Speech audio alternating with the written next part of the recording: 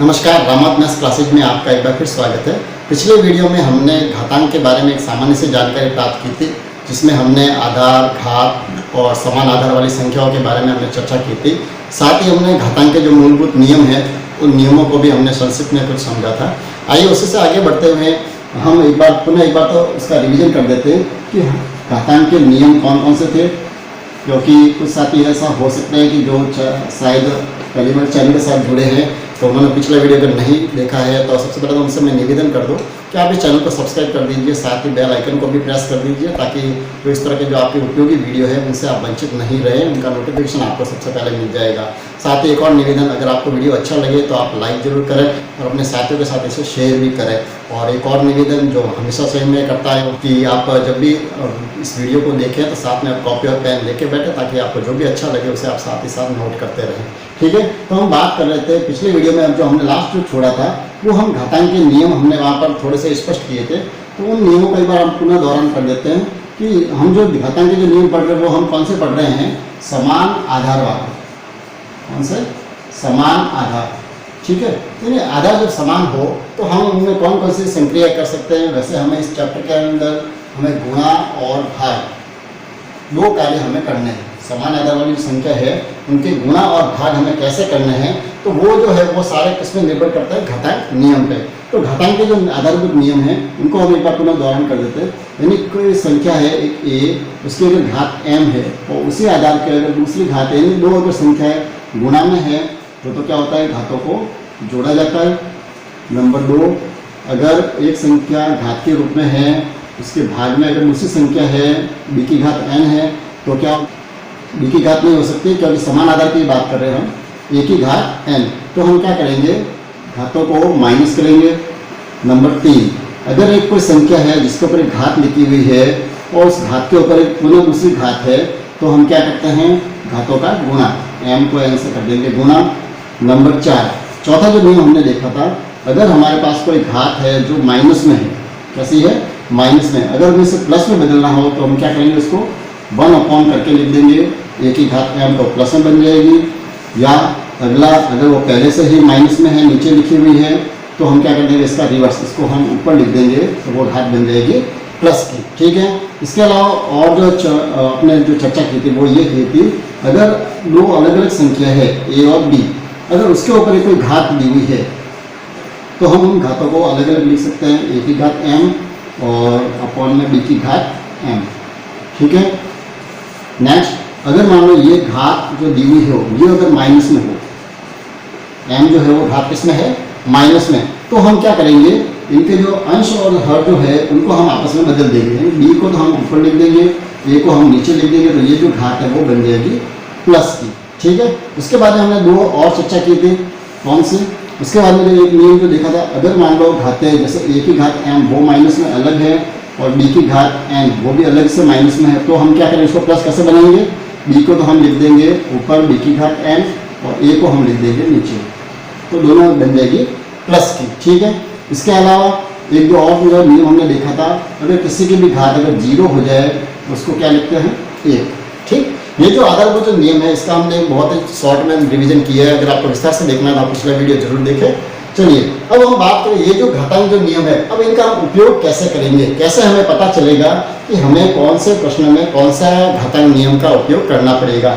ठीक है, अब ये ध्यान रखें कि किसी भी प्रश्न में हो सकता है कि हमें एक से अधिक घातांक नियमों का भी उपयोग करना पड़ सकता है। वो हम जैसे प्रश्न देखेंगे उसकी प्रकृति देखेंगे उसके आधार पर हम निर्भर करेगा। ठीक है, एग्जाम्पल के लिए मैं एक बहुत सिंपल प्रश्न ले रहा हूँ, जैसे मैंने लिखा है 2 की घात 5 गुणा 2 की घात 4 गुणा 2 की घात 6 गुणा 3 की घात 5 गुणा 3 की घात 2।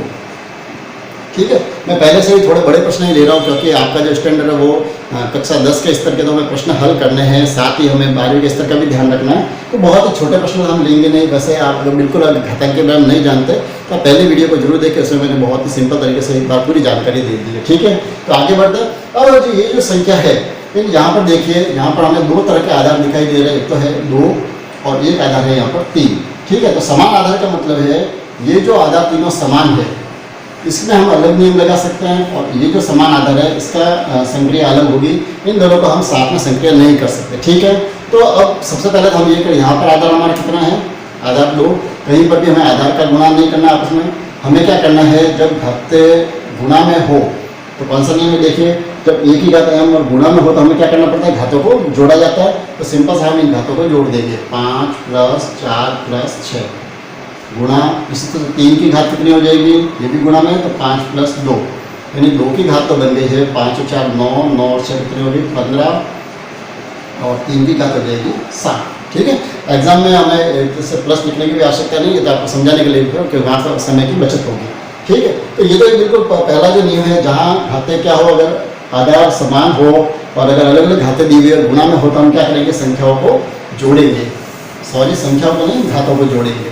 चलिए, अब उसके बाद बात दूसरी करें, जैसे भाग के रूप में हो, जैसे एक संख्या लिखी हुई है 2 की घात 15 गुणा 3 की घात 7, आधार में है जैसे 2 की घात 8 गुणा 3 की घात 4। इस प्रश्न को हल करने के लिए सबसे पहले हमें क्या ध्यान रखना पड़ेगा कि हमें जो घटाने का जो काम करना है वो ध्यान रखें, हमें समान आधार वाली संख्याओं में से ही इनको घातों को घटाना है। हमें कहीं पर भी जैसे 3 की घात 7 में से हम 2 की घात 8 को कहीं भी माइनस नहीं करना है, ये ध्यान रखें। यानी यहाँ पर जो हम काम करेंगे, जैसे 2 की ये जो समान आधार वाली जो संख्या है इनमें ही करेंगे, तो ये 2 की आधार कितनी आ जाएगी 15 और नीचे 8 है, हम इनको माइनस कर देंगे 15 - 8 गुणा 3 की घात का 3 की घात 7 है, नीचे कितने 3 की घात 4, तो हम 7 में से 4 को माइनस कर देंगे, तो ये तो हो गई 2 की घात 7 और 3 की घात हो गई 3, ये हो जाएगा इसका आंसर। ठीक है, अब आंसर में हमें ये ध्यान रखना है कि वहाँ पर आंसर अगर घात के रूप में दिए हुए हैं तो यही आंसर होंगे,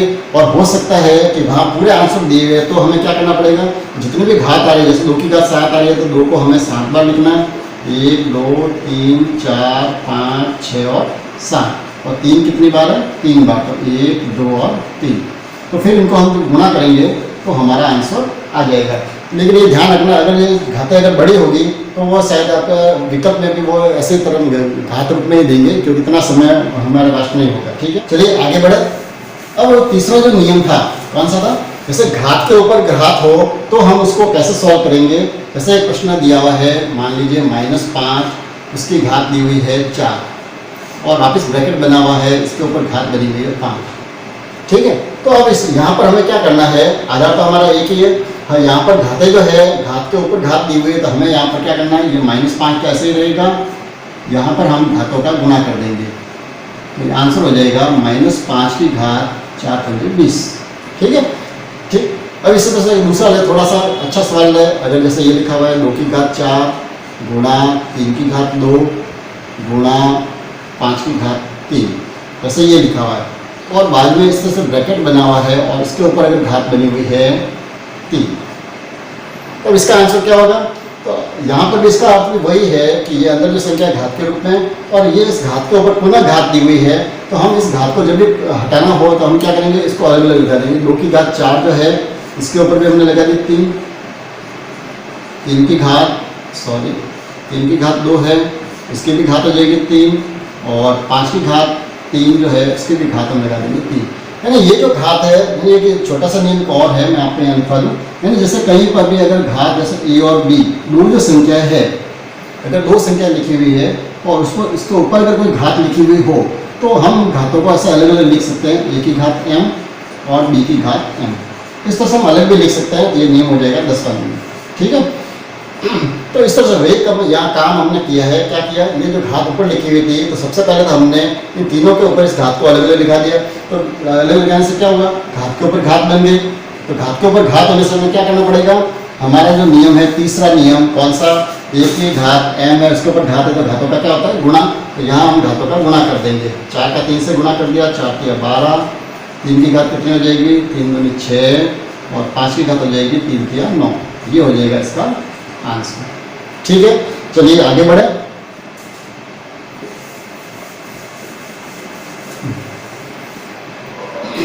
चलिए अब जो ये माइनस वाली जो घातें हैं हम इसको भी थोड़ा समझते हैं, ये क्या है।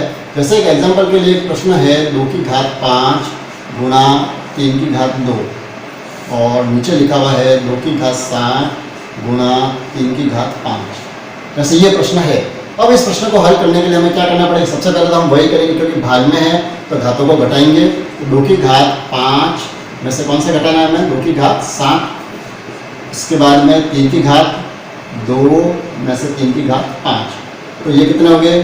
2 की घात हो गई -2 और 3 की घात कितनी हो गई? 2 में से 5 नहीं जा सकते, तो 5 कितने हो गए? ये -3। तो अब हमें जब ये माइनस में आंसर आ रहा है, अब इसको हमें प्लस में बदलना हो तो हम क्या करेंगे? ये जो माइनस में इसको 1 करके लिख देंगे तो प्लस में आ जाएगा। तो इसको हम अगर प्लस में लिखेंगे तो क्या होगा? 1/2 की घात 2 और इसको लिख देंगे 1/3 की घात 3। तो ये हो जाएंगे प्लस में। ठीक है, अब इसको अगर आंसर भी लिखना हो तो 2 की घात 2 का अर्थ कितना हो जाएगा? 2 दूनी 4 और 3 की घात 3 का अर्थ कितना हो जाएगा? 3 तिया 9, 9 तिया 27। ध्यान रखना क्योंकि हम परीक्षा में जब करते हैं तो ये प्रश्न अक्सर गलत होते हैं। जब 3 की घात 3 हो तो हम क्या करते हैं? 3 तिया 9 लिख के इसको 21 कर देते हैं। तो ऐसे प्रश्न हमें बहुत सावधानी से करने चाहिए। 3 की घात 3 का क्या करना है? 3 का 3 बार हमें गुना करना है। 3 तिया 9, 9 तिया 27 और फिर इसको हम आंसर ले लेंगे। कितना जाएंगे? 7 चौक 28, 2 4 दिन 8 और 10। तो 1/108 इसका हो जाएगा आंसर। ठीक है, अब इसी प्रश्न को अगर थोड़ा जल्दी भी करना हो तो हम एक काम दूसरा और कर सकते हैं। क्या कर सकते हैं? वैसे नियम तो हमारा ये कहता है कि हमें क्या करना है? घातों को इस तरह से घटाना है। लेकिन अब एग्जाम पे हमें अगर थोड़े समय की बचत करनी हो तो इस प्रश्न को हम दूसरे तरीके से भी कर सकते हैं। कैसे कर सकते हैं? कि हम ये करें कि इनको घातों को जो घटाना है तो हम क्या करें? जहाँ पर बड़ी घात है वहाँ पर हम छोटी घात को घटा दें तो हमारे समय की भी बचत होगी और प्रश्न जल्दी भी होगा। कैसे होगा? देखिए, जैसे यहाँ 2 की घात 5 है, यहाँ पर है 2 की घात 7। तो हम क्या करेंगे? नीचे ज़्यादा है तो हम नीचे इन घातों को घटा देते हैं। ठीक है, और इसी तरह से 3 का देखें, 3 की घात कहाँ पर? ऊपर तो है 2, नीचे ज़्यादा है तो 3 की घातों को भी हम नीचे घटा दें अगर 5 में से 2। तो उससे क्या होगा? हमारे घात के जो आंसर आएंगे वो माइनस में नहीं आएंगे। तो माइनस में नहीं आएंगे तो हमें इनको ऐसे बदलने की जरूरत नहीं पड़ेगी, सीधे ही आंसर आ जाएगा। अब यहाँ पर ऊपर कुछ भी नहीं बचा तो ऊपर हम लिख देंगे 1 और फिर हमारा प्रश्न ये बन जाएगा। देखिए, 2 की घात 2 और 3 की घात हो जाएगी 3। यानी हम सीधे ही के सिस्टम में पहुँच जाएंगे यहाँ पर। ठीक है, तो जो भी आपको सरल लगे उस तरीके से हम प्रश्नों को कर सकते हैं। आगे बढ़े, थोड़ा और अच्छे प्रश्न लेते हैं। यहाँ प्रश्न है 3 की घात 2, उसकी घात है 3 गुणा 3 की घात 4 भाग 3 की घात 7। यहाँ पर हम तीनों ही मिक्स कर दिए मैंने, जहाँ पर हमें गुणा भी करना है, भाग भी करना है और घात के ऊपर घात का भी उपयोग करना है। तीनों ही नियम हमें यहाँ अप्लाई करने हैं। अब ऐसे प्रश्नों में ध्यान रखें, सबसे पहले हमें जो ब्रैकेट के अंदर जो भी दिया हुआ है उसको सॉल्व करना सबसे जरूरी होता है। ठीक है, तो सबसे पहले हम ब्रैकेट को ही सॉल्व करें। तो यहाँ पर क्या है? 3 की घात 2, घात के ऊपर घात है तो हम यहाँ घातों का गुणा कर देंगे। 3 दूनी 6 गुणा ये है 3 की घात 4। ठीक है, फिर ये 3 की घात 7 है। अब हमें क्या करना है? इसका आंसर लाएँ तो ये घात गुणा में आधार है तो आधार 3 है, घातों का हम क्या करें? गुणा है तो क्या करना? प्लस करना पड़ेगा। 6 और 4 कितनी हो जाएगी? 3 की घात 10 भाग है 3 की घात 7। तो ये जो अब है हमें यहाँ पर भाग लेना है तो 3 की घात 10 में से हम 7 माइनस कर देंगे तो 3 की घात कितनी हो जाएगी? 3। और अगर आंसर पूरा विस्तार में पूछा है तो हम क्या कर देंगे? 3 तिया 9, 9 तिया 27 हो जाएगा इसका आंसर। तो चलिए एक और अच्छा प्रश्न लेते हैं। प्रश्न है 3 की घात 9 गुणा 1 की घात 6 भाग में है 9 की घात 2 गुणा 1 की घात 3। अब यहाँ पर मैंने देखे 2 तरह के प्रश्न लिए। एक तो ये लिए जहाँ पर संख्याओं के अलावा हमारे पास ये चर मान और है वो भी लिए हमने। ABCD जो है वो भी घात रूप में आ सकते हैं हमारे। और दूसरा जो है जैसे यहाँ तो है 3 की घात 9 और यहाँ पर है 9 की घात 2। तो अब यहाँ पर हमें जो नियम अप्लाई करने की जरूरत पड़ेगी तो वहाँ हमें बहुत थोड़ा सोचना पड़ेगा कि हम कैसे करें। यहाँ पर तो मुझे यहाँ तो दोनों के आधार समान है तो इसको तो हम सॉल्व आसानी से कर सकते हैं। यहाँ 6 में से हमें 3 को माइनस करेंगे तो हमारा आंसर आ जाएगा। अब दिक्कत जो आएगी वो आएगी यहाँ पर जब हमें 3 की घात 9 में से हम क्या इसको माइनस करें, कैसे करें। तो एक ध्यान रखना, जब भी ये घातांक वाले प्रश्न जब हम सॉल्व करने हो तो हमें सबसे पहले तो ये करना है, जितनी भी ये जो संख्या है जो दिखती है भाज्य संख्या। कौन सी संख्या? भाज्य का अर्थ है यानी ऐसी संख्या जो किससे न किसी से विभाजित हो रही है, जो उन संख्याओं को हम पहले अभाज्य संख्याओं में बदल देंगे। क्या करना है हमें सबसे पहले अभाज्य संख्याओं में हमें इनको बदलना है। अभाज्य संख्या कौन कौन सी? 2, 3, 5, 7, 11, 13, 17, 19 यानी जो या तो स्वयं के भाग जाता है जिसमें और जिसमें केवल 1 का भाग जाता है, वो सारी अभाज्य संख्या है। तो इन अभाज्य संख्याओं को के रूप में हमें इन्हें पहले बदलना पड़ेगा। यानी कहने का तात्पर्य ये है कि ये जो संख्या है 9, तो इस 9 को हम पहले अभाज्य गुणनखंड करके इसको पहले हम चेंज करेंगे। तो 9 के अभाज्य गुणनखंड क्या होंगे? 3 का भाग दिया कितनी बार? 3 बार, वापस 3 का भाग दे दिया 1 बार। तो ऐसा करने से क्या होगा, ये जो 9 जो है उसको हम लिख देंगे 3 गुणा 3। क्या लिख देंगे इस 9 की जगह 3 गुणा 3। 3 गुणा 3 का अर्थ क्या हुआ, 3 की घात 2। क्योंकि ये घाते वाले प्रश्न है तो हम क्या करेंगे, इतना हम टाइम वेस्ट नहीं करेंगे कि इसकी जगह हम पहले 3 गुणा 3 लिखे, हम सीधे इसकी जगह क्या लिख देंगे 3 की घात 2। तो पहला काम तो मैं ये कर रहा हूँ, ये है 3 की घात 9 और ये है 1 की घात 6। इस 9 की जगह मैंने क्या लिखा है 3 की घात 2। अब ध्यान रखना ये ऊपर घात 2 ये अलग से है तो इसको हमें यहाँ अलग से वापस लिखना पड़ेगा। साथ में क्या है 1 की घात 3। अब इसको हम सॉल्व करेंगे तो पहला तो काम ये कर देते हैं कि इस घातों का कर देते हैं गुणा, या अपन एग्जाम में शॉर्टकट भी करें तो हमें यहाँ 2 दूनी 4 सीधा मान लेंगे।